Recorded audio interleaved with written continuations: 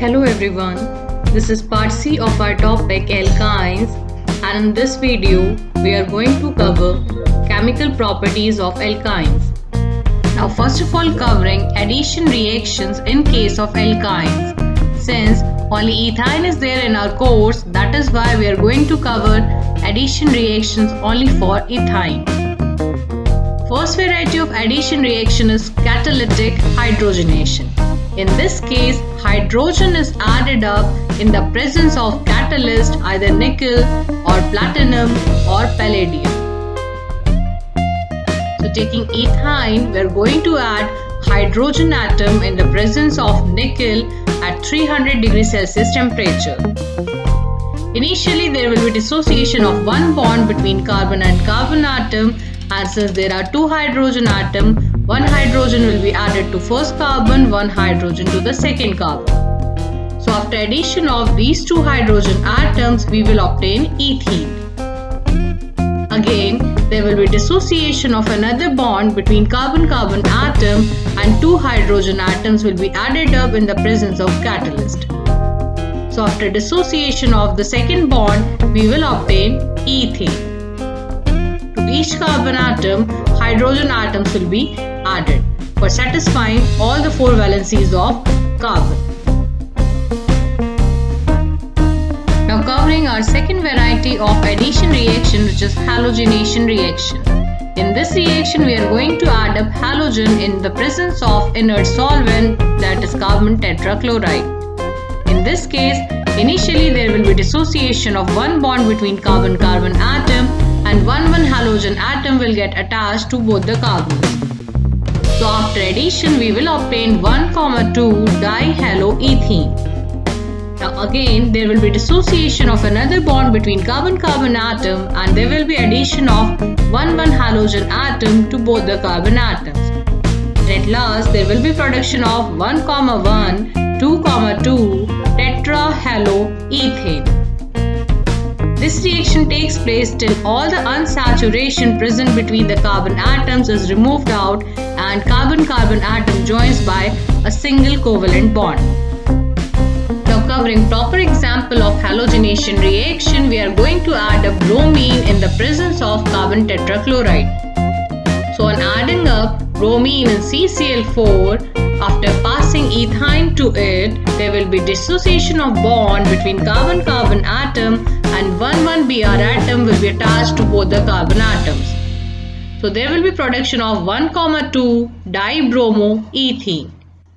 In the second step, again there will be addition of bromine in the presence of carbon tetrachloride after dissociation of one bond between carbon-carbon atoms. There will be production of 1,1, 2,2 tetrabromoethane. Now bromine and CCl4 is of brown color, and after reaction we obtain a colorless solution because bromine is no more present in the carbon tetrachloride, it is being added up to the carbon atoms. So because of this reason, this reaction serves as a test for unsaturation, as this is given only by the compounds which contain either triple bond or double bond. It is not given by the compounds which contain only single bond between them, as if the compound contain only single bond, there will be no addition reaction. Now covering addition reaction of halogen acid, that is HX. H is hydrogen part in this and X is halogen part. For addition of halogen acid, there are two ways.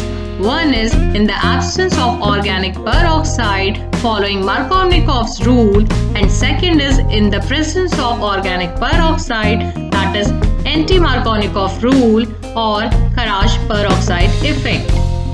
Now first of all, covering addition reaction of halogen acid in the absence of organic peroxides. When we perform addition reaction in the absence of organic peroxide, then we have to follow Markovnikov's rule.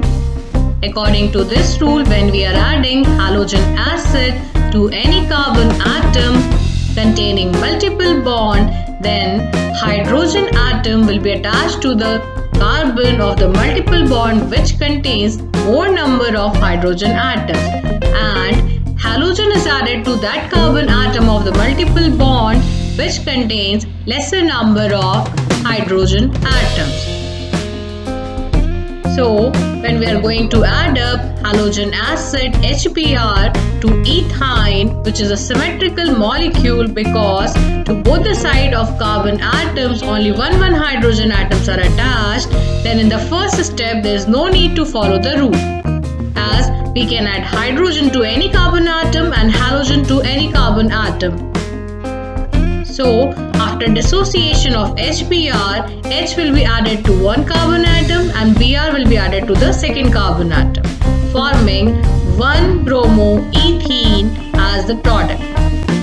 The product 1-bromoethene is of unsymmetrical nature because around this carbon double bond carbon, this carbon atom contains 2 hydrogen atoms, whereas this carbon atom contains 1 hydrogen and 1 halogen atom. Now, when we want to add up HBr, in the second step, we have to follow Markovnikov rule. According to Markovnikov rule, we have to add up hydrogen to that carbon atom of the multiple bond which contains more number of hydrogen atoms, and we have to add up halogen to that carbon atom of the multiple bond which contains lesser number of hydrogen atoms. So after dissociation of bond between carbon-carbon atoms, we are going to add up hydrogen to this carbon atom and halogen to this carbon atom. So after reaction we will obtain 1,1 dibromoethane. Now performing addition reaction of halogen acid in the presence of organic peroxide R2O2. In this case, R is carbon atom part and O is oxygen atom. So when we perform addition reaction in the presence of organic peroxide, the rule that we have to follow is anti-Markovnikov's rule, which is commonly known as Kharasch peroxide effect after the name of the scientist Kharasch. Now, for addition in this case, we have to add up hydrogen to that carbon atom of the multiple bond which contains lesser number of hydrogen and halogen to that carbon atom of the multiple bond which contains more number of hydrogen. So when we add up HBr to the ethine, which is a symmetrical molecule, after dissociation of one bond we can attach hydrogen to any carbon atom. This is because ethine is of symmetrical nature, so there is no need to follow anti-Markovnikov rule in the first step. Now, after dissociation to one carbon atom, hydrogen will be attached, and to one carbon atom, bromo group will be attached. So, after addition reaction in the first step, we will obtain 1-bromoethene. Now, for addition of HBr in the second step in the presence of organic peroxide, that is R2O2, we have to follow anti-Markovnikov rule. So after dissociation of bond, we are going to add up hydrogen to that carbon atom which contains lesser number of hydrogen. And we are going to add halogen to that carbon atom which contains more number of hydrogen atoms. So after reaction we will obtain 1,2 dibromoethane. Now covering our second variety of reaction, which is oxidation reaction. The first part of oxidation reaction is ozonolysis. Ozonolysis word comprises two parts. One is ozono, which means ozone molecule, that is O3, and second part is lysis, which means decomposition or dissociation. Ozonolysis is an organic reaction where the unsaturated bonds of alkenes, alkynes or other compounds which contain multiple bonds are dissociated with the help of ozone.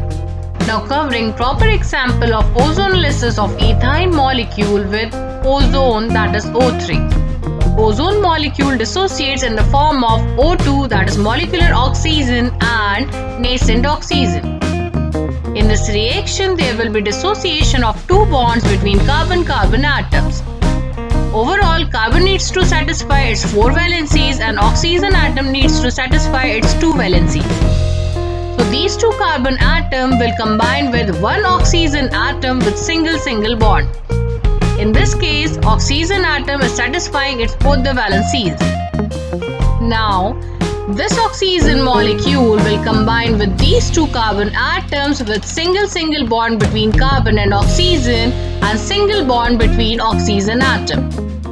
So, upon combining, these two carbon atoms will form single bond with oxygen atoms, and oxygen atoms in between them will form a single covalent bond.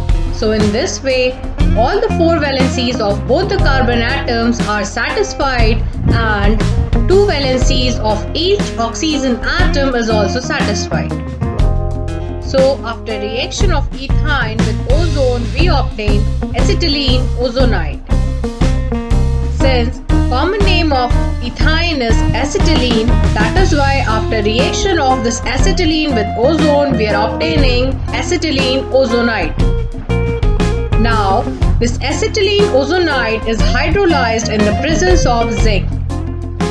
Upon reaction with zinc and H2O, this oxygen is removed with H2O forming H2O2. So in this reaction, there will be removal of this oxygen part with H2O forming H2O2, and there will be dissociation of bond between these two oxygen atoms.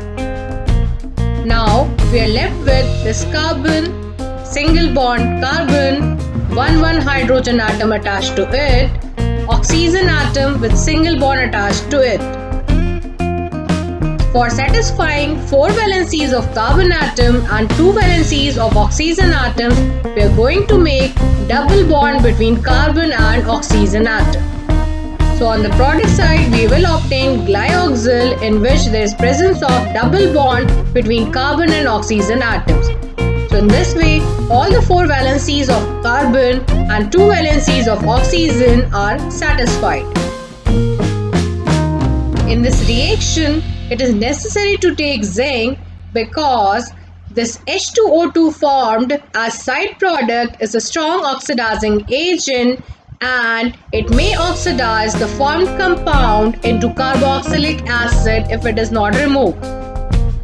So zinc is used for the removal of this H2O2. Now covering our second variety of oxidation reaction, which is combustion reaction. In combustion reaction, hydrocarbon and its derivatives are burnt in the presence of either excess supply of oxygen or limited supply of oxygen, or in the presence of very limited supply of oxygen. In the presence of excess supply of oxygen, reaction is complete oxidation, but in the presence of limited or very limited supply of oxygen, the reaction is incomplete oxidation reaction. As the amount of oxygen in the reaction decreases, in the same way the amount of oxygen on the product side also decreases. So in excess supply of oxygen, carbon dioxide, water and heat is evolved out, but in limited supply of oxygen, you will obtain carbon monoxide, H2 and heat. In very limited supply, you will obtain only carbon, H2 and heat. Since the reaction is exothermic in nature, that is why on the product side you have to make symbol of heat. Now covering oxidation reaction of ethine in presence of excess supply of oxygen, that is complete oxidation process. In this case, you have to take 2 moles of ethine reacting with 5 moles of oxygen, obtaining 4 moles of CO2, 2 moles of H2, and since the reaction is exothermic, you are going to make symbol of heat on the product side. Initially, you should try to balance the equation by 1 mole of the reactant. And in this case, oxygen is balanced at last. If the reaction is not getting balanced by 1 mole of the reactant, then you should take 2 moles of the reactant. By taking 2 moles of the reactant, in maximum of the cases, the equation gets balanced.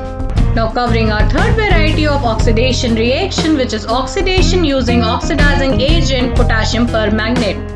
As we know that cold dilute alkaline solution of potassium permanganate is also known as Bayer's reagent. So we are going to react ethine with Bayer's reagent in this reaction. From Bayer's reagent we will obtain 4 nascent oxygen atom for per reaction, and in this case 2 oxygen atom will combine with the first carbon atom and 2 oxygen atoms will combine with the second carbon atom. So on the product side we will obtain COOH, carbon single bond COOH. This double carboxylic acid group containing compound is known as oxalic acid. Since to the first and second carbon atom oic acid group is attached, that is why its IUPAC name is ethane 1,2 dioic acid. This base reagent is of purple color, and after reaction, since this base reagent is consumed, the solution becomes colorless, or in some cases it becomes green. So this base reagent also serves as a test for unsaturation, as this is given by the compounds which contain only multiple bonds, that is unsaturated compounds. So this reaction can be used for separating the category of compounds which contain multiple bonds from the category of compounds which do not contain multiple bonds. So we can use Bayes reagent for Bayes reagent test to separate unsaturated compounds from the category of saturated compounds. Now covering distinguishing tests between alkene and alkyne. As we know that unsaturation test is given by both alkene as well as alkyne, that is why we cannot use those tests for separating these two varieties. We have to take reactions which are only given by alkynes and are not responded by alkenes. Reaction of alkynes with ammoniacal cuprous chloride. In this reaction, we are going to react ethyne with 2 moles of cuprous chloride in the presence of 2 moles of ammonium hydroxide. In this reaction, these 2 hydrogen atoms are removed out and these are replaced by coppers. So in position of these 2 hydrogen, copper atoms are attached, forming copper acetylide, which is of red color. These 2 hydrogen atoms are removed with 2 moles of OH, forming 2HOH, that is 2 moles of water. Now in this reaction we are left with 2 moles of chloride ions and 2 moles of ammonium ions, so these 2 will combine together forming 2 moles of ammonium chloride. Since in this reaction red color PPT of copper acetylide is formed, so we can separate alkene varieties with alkyne varieties by using this test, as this test will be given only by alkynes and not by alkenes. Second such reaction is reaction of alkyne with ammoniacal silver nitrate. This test is responded only by alkynes and not by alkenes. In this case, we are going to react ethyne with 2 moles of silver nitrate and 2 moles of ammonium hydroxide. In this reaction also, these 2 hydrogen atoms are replaced by the metal, that is silver in this case. After replacement, silver acetylide is formed, which is white colored precipitate. Now, these 2 hydrogen atoms are removed with 2 moles of OH, forming 2 moles of water. Now we are left with 2 moles of ammonium ion and 2 moles of nitrate ion. So ammonium and nitrate part will combine together, forming 2 moles of ammonium nitrate. As this test is only responded by alkynes and not by alkenes, that is why we can separate these 2 varieties by using this ammoniacal silver nitrate test.